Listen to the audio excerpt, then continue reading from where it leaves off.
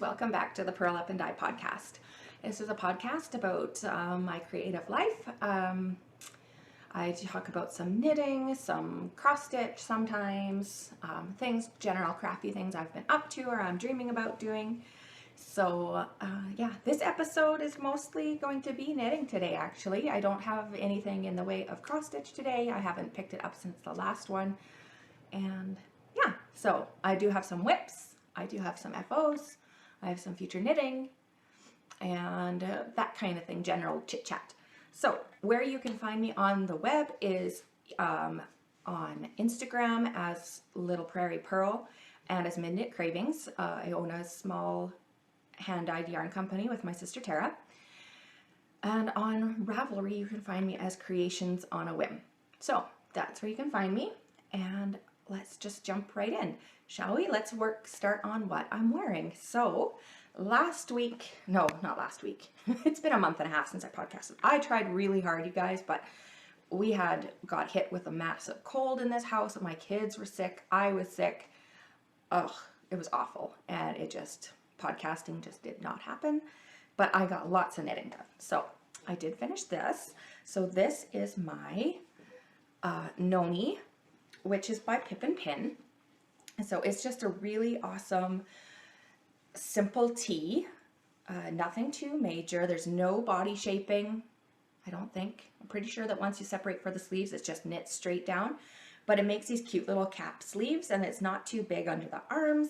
I think because your boobs fill it out a little bit. So let me see if I can back up the camera a little bit, and I will stand up. I can only back it up a little bit, but this is it here. Let's see. Oh, there we go. Let's bend my knees a little bit. So it's got this great texture right here, which is a lot of fun to knit actually. My next project that I'll show you guys, my whip, has a little bit of this texture in it. But yeah, it's just a very, very basic tee. And yeah, it's got this split hem, so it's just a wee bit longer in the back than in the front. It hangs beautifully, which is also in part due to the choice of yarn that I used. It's a new yarn that we're bringing into the shop for spring. So I believe it's 90% superwash merino and 10% linen, but I'll have to double check the contents. I can't quite remember if it was only 10%, but it just drapes so nice with that linen. And I wore it, we went away for a weekend with friends, and I wore it all day in the mall, and it was awesome. I wasn't too hot, I wasn't feeling cool, so I think it'll be a really awesome transitional like spring wear. So I'm actually planning on knitting. I would really like to knit a second one because I just love it so much, and I've been wearing this pretty much nonstop since I've cast it off, so a second one would definitely be in my queue for future knitting. But I do have a tank top that I wanted to make out of the same yarn, a different color obviously, but yeah, really loving that right now. So that took up the bulk of my time.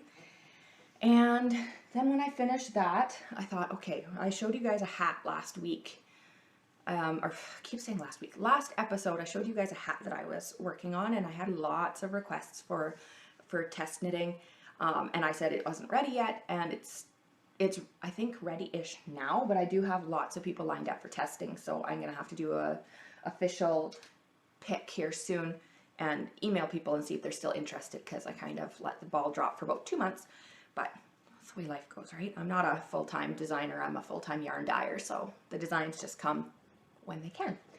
But anyways, the problem with that hat was that it was way too big. I did it in a worsted, and I just had too many stitches, and it seemed okay on my needles, but as soon as I blocked it, it was like huge. I gave it to Tara, and she's gonna have to throw it in the wash and dryer because it just keeps falling off of her head. So I'm like, okay, problem. So I knit another one, and I did it in DK, in our sport DK base, and I really, really, really, really liked it. But it seemed too shallow then, because of course it's like I'm using smaller yarn, so my knitting instructions said, oh, knit this many rows, because I've got this cable pattern, and it was too short. So I did end up, like the original hat ended about here in the cable, and this one's almost ready for its third crossover, and I just you know, bound it off or closed up the top. So it fits. It blocked like you would not believe. I'm a loose knitter. Yep, so that's right in the front. This is the hard part about wearing something with this, like meant to be kind of on the side. So there's the little cable. So it's kind of like a nice little fitted beanie now. So I actually don't mind this one, except for that my ears don't peek out the bottom. And I don't, like, some people might not mind that. It's actually probably good for a kid with a bigger head. But, I mean, I live in Saskatchewan. I need something that's over my ears.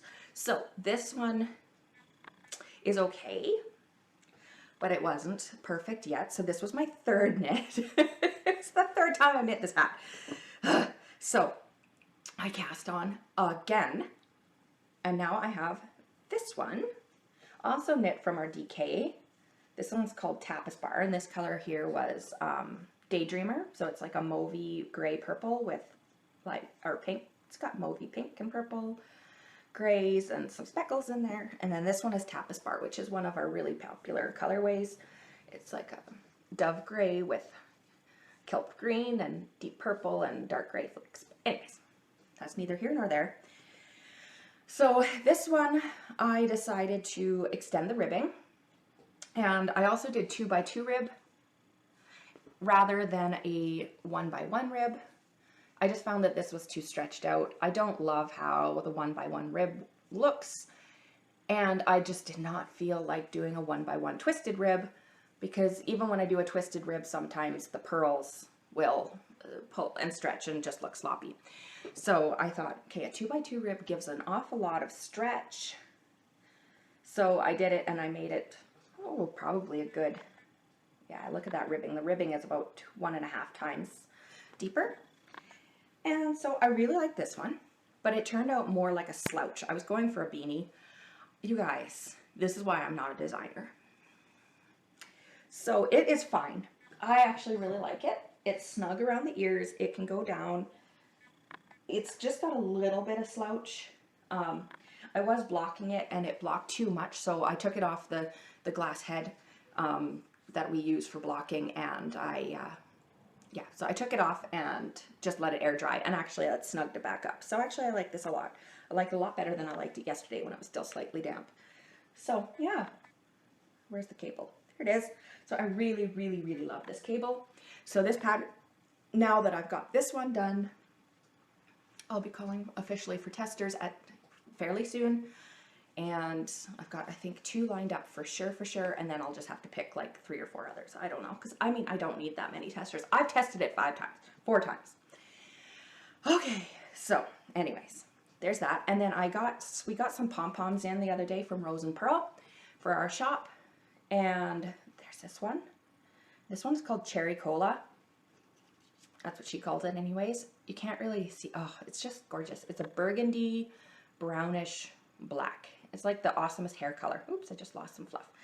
But I think it'll look really good on the top of this hat. Really like that. I really like it with this color. So anyways, sorry, I keep looking down. My camera is here, but my screen is down here. And so I keep looking at my reflection or what's being recorded, and yeah. But anyways, with this, what do you guys think? I think it's perfect. And it's a huge pom-pom. Look at the size of this pom-pom. It's like huge, but I'm loving it. So that is 2 FOs that I have. Did I show you an FO? Oh yeah, and this one. So that's 3 FOs that I have in the last little bit. So I've just been knitting like mad. Another FO that I have are these. They don't look like much, and they actually did not take any like real thought or real, you know, I think I took a little bit of thought. I did some fading. But what these are they're just slipper socks. There's no heel in them. They're for a friend of mine. I'm actually making a pair for her and a pair for her husband. And I'm doing some stash busting. Talk a little bit more about that in a little while, but I'm doing some stash busting, and I found just a whole bunch of remnants of random balls of sport in my stash. Let me see if I can grab some of them. I've got some like curtain call DK minis. I don't even know why. We don't even make minis, but these must have been like pieces, like must have had a broken skein.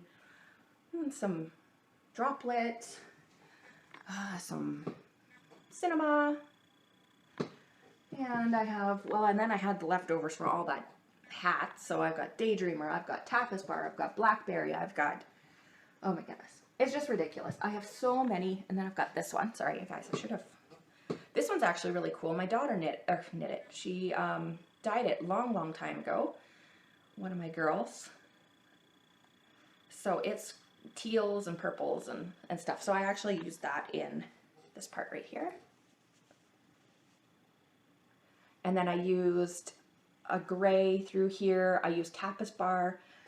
So I think this part was Blackberry and Daydreamer, and then I moved into Blackberry and Tapas Bar, and then from Tapas Bar I moved into Tapas Bar and Onyx, then into Onyx and this mystery color that has no name, the blue and purple. And yeah, they faded and they're awesome, and they fit really well because they're super stretchy, like really stretchy. So they just go around the foot and they just hug the curve of the heel and the instep, and yeah, and then you just fold over this and you make a little sock. So I really like it. So those are for my friends. And then I cast on another one using some old deep stash. I'm actually going to put these in the stash. Sam of Hand Me My Knitting is having like a stash down make along for the year, so I'm going to be entering these. It doesn't fit with a theme of the month, but I think that you can enter anything like throughout.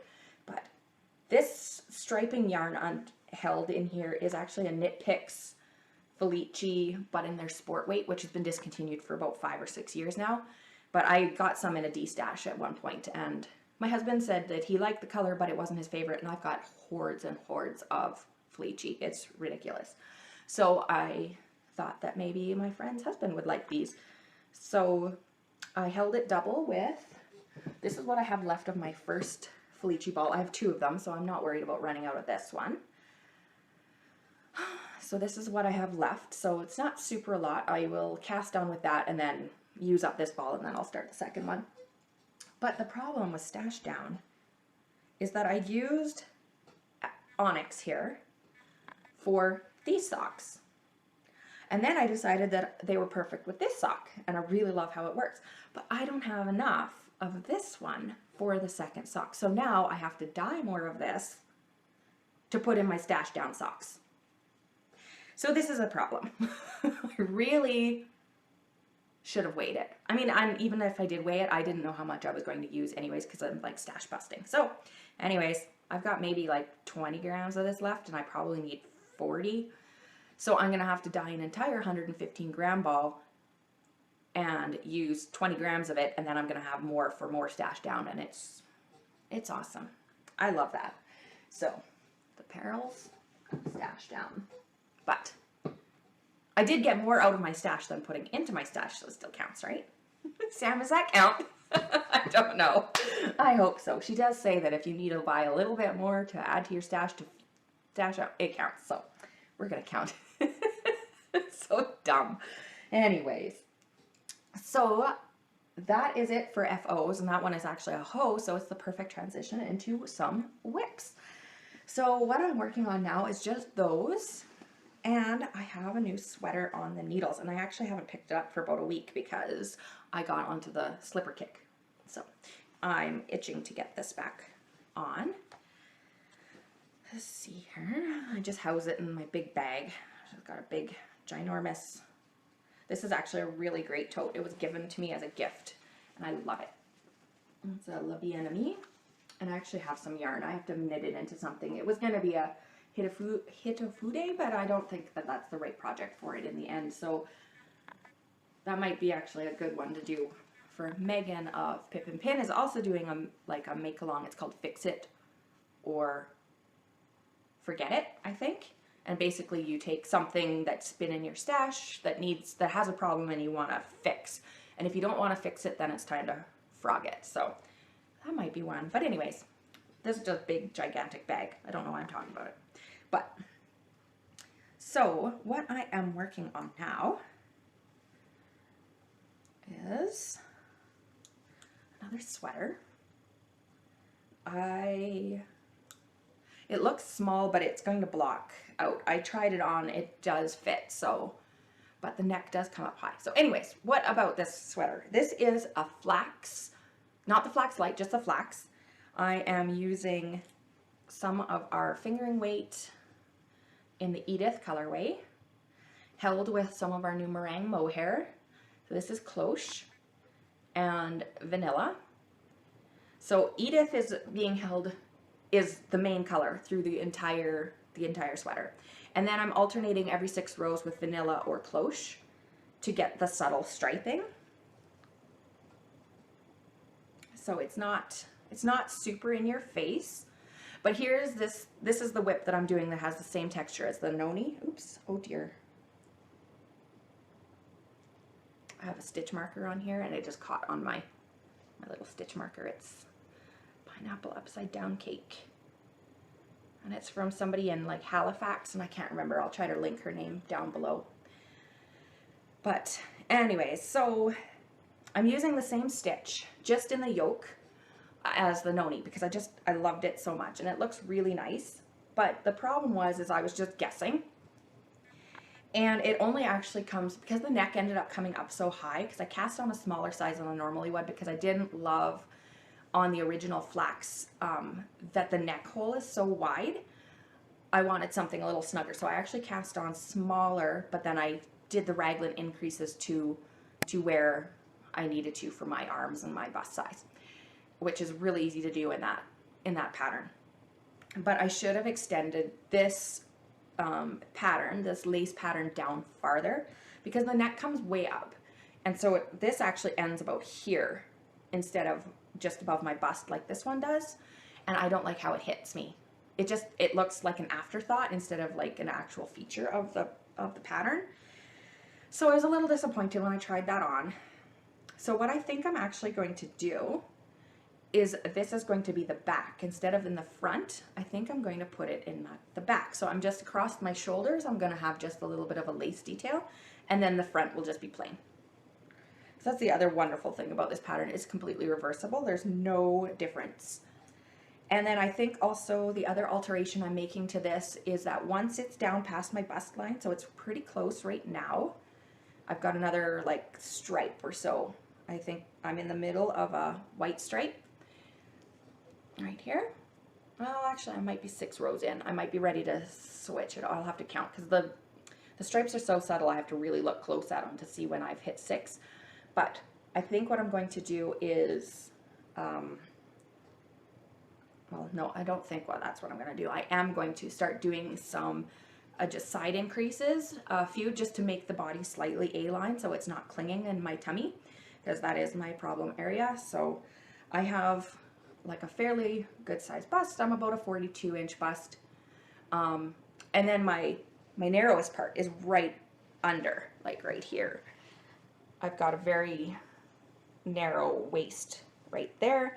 And so a lot of times when I make sweaters, I like the A-line because I like them a little bit snugger here so it's not so sloppy under my arms and stuff like that. So yeah, for just a straight body, it ends up puckering like right here, extra fabric, and then being too tight around my hips and my stomach.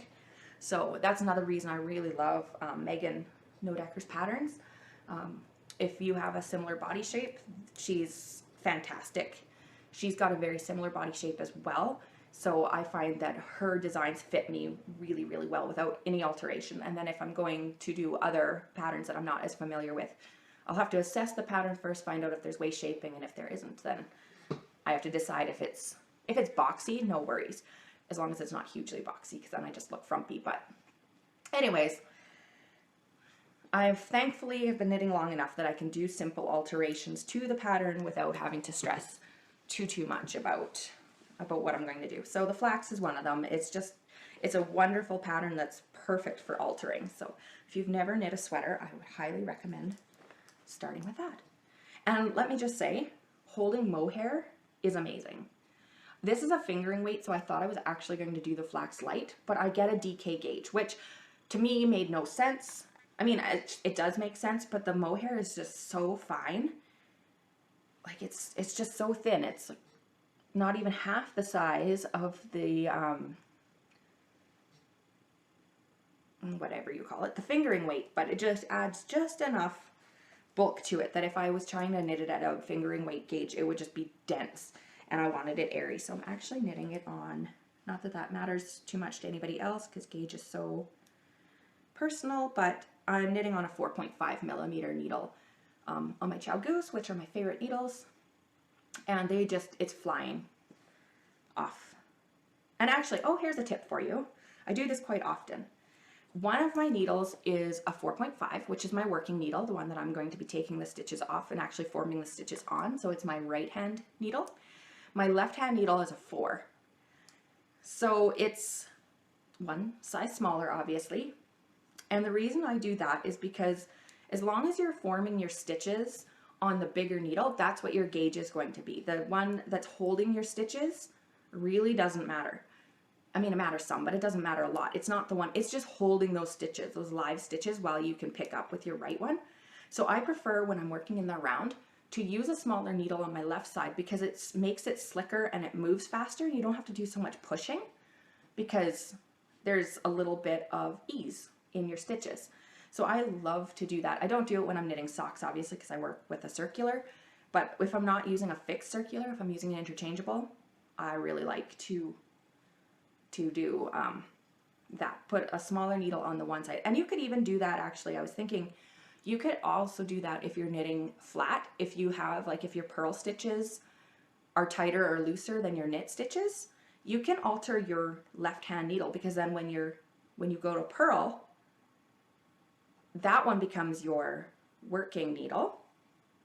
And if you know that your purl stitches are always tighter than your knit stitches, you can go up a size so that when you're purling, you're always using your bigger needle, and when you're knitting, you're using your smaller needle. And vice versa, if your purl stitches are looser, then you'd go down to a smaller needle. So I thought that was a really interesting tip. I found that out a long, long time ago, kind of forgot about it, but I was struggling to be pushing some of my stitches, and I remembered that tip, and I've been doing that. I did that on my slippers as well, just to make them glide a little bit easier around the needles. So, sorry if I'm talking a little fast today. I've got 15 minutes before I've got to pick up my kids. No, that's a lie. It's morning. I've got 15 minutes before I have to tell my nephew that I'm coming to pick him up, and we're going to volunteer at the elementary school grade 3 carnival today. So, they have a carnival every year.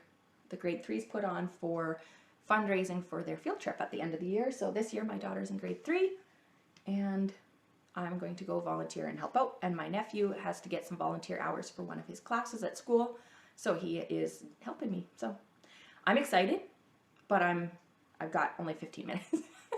And I really don't want to have to set this all up again this afternoon, and this lighting will be different, so I'm trying to get it done.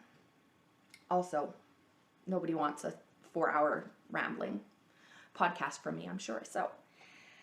So that is, I think that's my only whip right now besides the socks. So I guess dream knitting, and then I'll talk a little bit about my stash down goals for the year, and then we'll go. So dream knitting, I have a lot. I have the narwhal sweater, which I think I told you guys about last episode, for my daughter. It's super, super cute. I'm pretty sure I told you guys about it, but it is still sitting in a ball, or in multiple skeins. I haven't cast on yet. So when I'm done my sweater, that'll be my next cast on, because my daughter's been asking for it. So, but it has something to do with my stash down this year. I started going through some of my stash because I've just got large quantities stashed here and there, and it's getting overwhelming, and it's getting kind of ridiculous. So I opened up a basket that I had sitting beside my couch for ages, and in it was a bag of stuff that I bought at Knit City in 2018, and I've never opened that bag again. I came home, put it in my basket, and that's where it is sat, which is absolutely horrendous, but it is what it is. And I've just continued adding to my thing, because I find that I'm the newest thing, not the newest thing, like I don't have to buy everything new that comes out, because I just don't, but I will think about my purchases, but when I get them, that's what I'm eager to cast on with. And so if I buy too many things, then they just sit, right? So the one year at Knit City in 2018, I bought this skein. I actually bought 3 skeins, but this is the only one like this one, of Rose and Pearl. Nope. Rose and Pearl is the pom-pom maker. Rose Hill Yarns.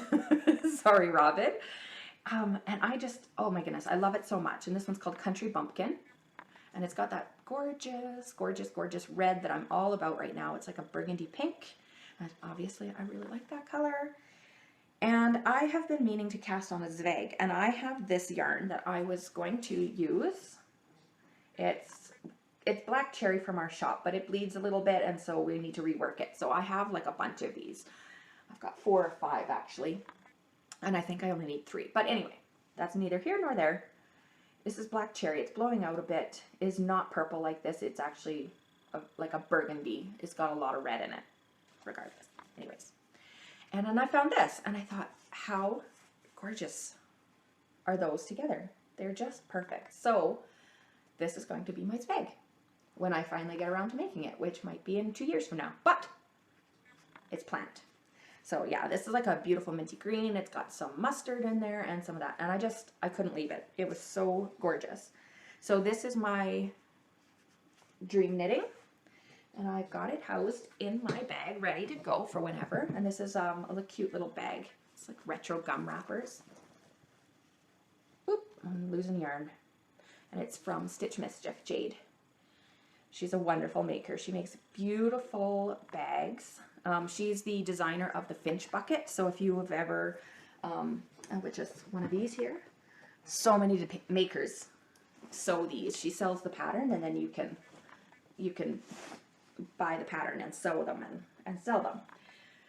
So yeah, if anybody's ever, like, if you find a yarn or a bag maker that's talking about the Finch bucket, that's Jade from Stitch Mischief. That's her pattern. And she makes beautiful Finch buckets. She makes beautiful rope baskets. And then these like classic bucket bags with the zipper tie instead of the drawstring. So actually this one here is, the strawberry one is by her as well. I'm a little bit of a sucker for her bags. I would buy more, but I have bag overload. I kind of went on a bag buying kick instead of yarn. So now I'm like, I've got ridiculous amounts of bags. I have a bag of bags sitting over, and my husband's like, you buy another bag and I'm disowning you. Sorry. So anyway, I might have to do a stash down on bags as well. But anyway, so just quick about my stash down. I'm really looking forward to Sam's stash down challenge, because I just find that I have too much. And it's not like I have excessive amounts, although if I went through the house and collected all the bits, I probably would be even more afraid than I already am. But I find that it's mentally overloading my brain. And because I think, oh, I should do this, and oh, I should do that. And it's just adding to my stress level. And knitting should not be stressful. It should be fun. And I've just got these little bits and bobs, and I'm like, this whole bag is just full of scraps. I don't even know what's in here. I'm not even interested really in looking. I mean, I've got half minis, and I've got like full skeins.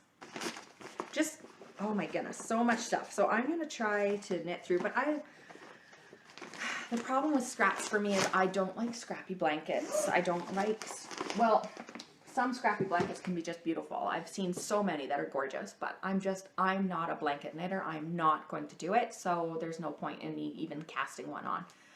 And so I'm thinking I'm going to make a few pairs of slippers, because that's handy and easy and smart for Saskatchewan weather. Our feet are always cold, so I think I'm going to try that. And yeah, I think I'm going to have a de-stash sale at some point this year, just to get some of the old things that need, not old things, but just things that need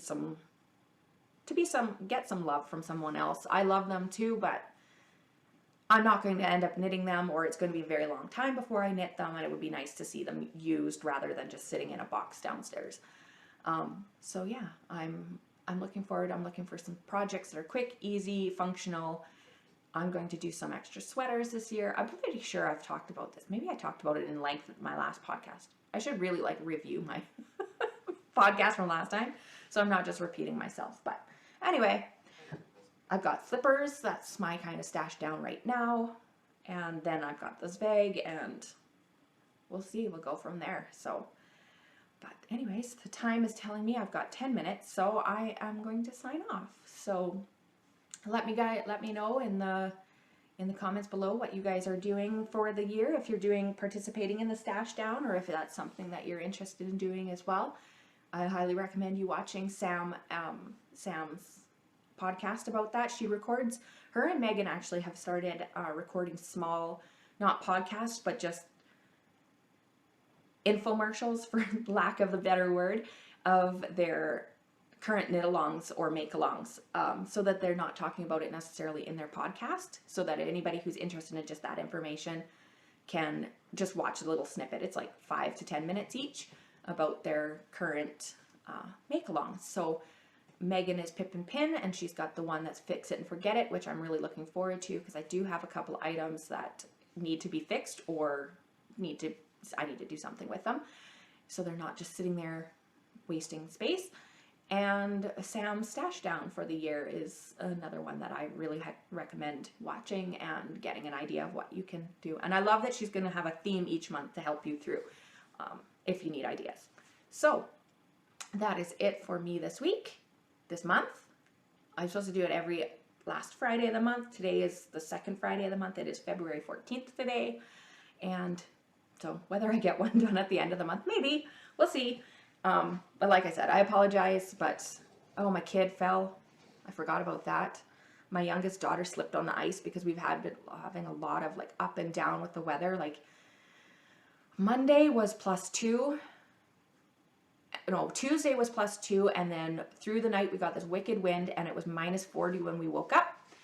Today is +2 again. Tomorrow is supposed to be -16. So the snow is melting and then freezing, like flash freezing. And so she slipped on some ice at school and got a severe sprain in her ankle. So she's been using crutches. So thankfully the crutches are over now. She's got enough strength in her ankle that she doesn't need them anymore.